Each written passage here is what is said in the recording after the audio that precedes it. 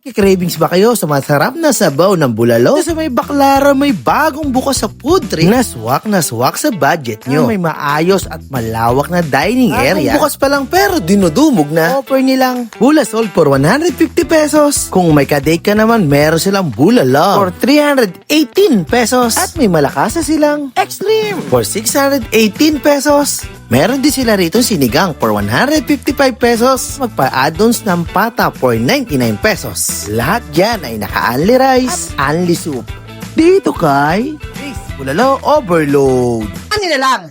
Tikman na natin to. Pampabata na naman. Another one. Isa pa. Yes.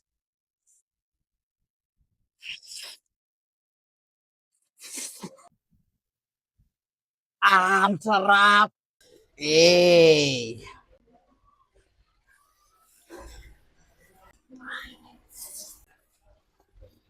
Masarap dito, yo.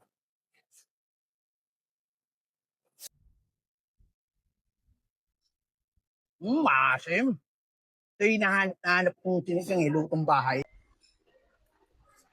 Kung taga-Baclaran naman kayo, open to 24 hours. Kung nag-crave kayo ng bulalo, puntahan nyo na rito. Umulan man o bumagyo. Kaya kayo dyan, dahil na to, napasarap, napasudyang food sila.